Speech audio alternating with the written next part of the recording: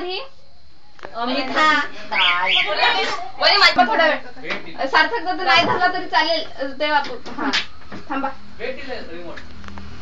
हे म्हटलं बाई लावून दिला सगळं सिस्टम नाही 80 रुपये लावायला दिले मी फक्त अक्षय तिथे सुरेला पकडले नाही इकडून ये निघा अक्षय ये अक्षिता नाही तुम्ही एकच मोठी दिसते लवकर रेडी स्टेडी गो बनाना होगा ताई संग नको खबर आहे तुला